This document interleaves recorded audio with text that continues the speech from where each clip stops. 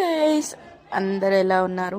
మురుగన్ టెంపుల్కి అయితే విజిట్ అవ్వాలని చెప్పేసి అక్కడ మురుగన్ టెంపుల్ విజిట్ అయ్యి ఇంకో మా ఇంటికి దగ్గరగా మురుగన్ టెంపుల్ ఉంది అంటే సరే ఆన్ ద వేలోనే కదా అని చెప్పి నిరంజన్ ఇంకో మురుగన్ టెంపుల్ తీసుకెళ్తా అన్నయ్య అంటే సరే అని బయలుదేరాము. నిరంజన్ కూడా వచ్చాడనమాట మమ్మల్ని. అసలు తీసుకెళ్ళిందే Niranjan. Thank you so much Niranjan.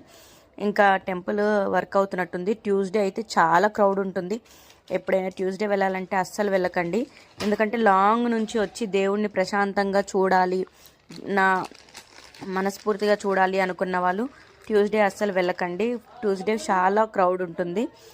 Important ముఖ్యమైన రోజు ట్యూస్డేనే, కానీ మనం వెళ్ళి చూడలే, అంత దూరం నుంచి ట్రావెల్ చేసి వచ్చి దేవుణ్ణి చూడకపోతే మనసుకు అదోలా ఉంటుంది కదా. అందుకని చెప్పి మేము సాటర్డే రోజు వచ్చామన్నమాట.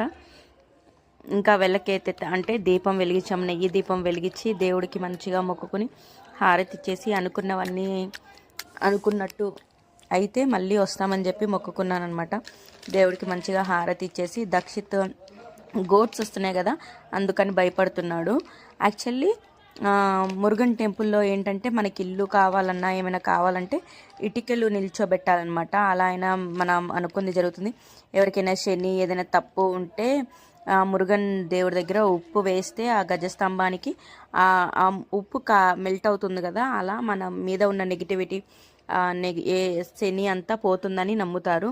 సో బయటే ఉప్పు కూడా అమ్ముతారు. అసలు ట్యూస్డే రోజు వస్తే అసలు ఫుల్ క్రౌడ్ ఉంటుందంట. ఇదంతా మేము ఆ రోజు క్రౌడే లేదు, ఆ తర్వాత రోజు వెళ్ళాం కాబట్టి అంతా క్లీనింగ్ చేసుకుంటున్నారు వాళ్ళు. ప్లస్ 6 తర్వాత మాకు దర్శనం అయింది. చాలాసేపు వెయిట్ చేసాము, కానీ చాలాసేపు గూడులో కూర్చున్నట్టుంది ప్రశాంతంగా. నేనైతే చాలాసేపు కూర్చున్నాను. మళ్ళీ మనకి ఎంత ఛాన్స్ దొరకదు కదా, మళ్ళీ ఎన్నో ఇయర్స్ తర్వాత వస్తామేమో అని చెప్పేసి ప్రశాంతంగా కూర్చున్నాను.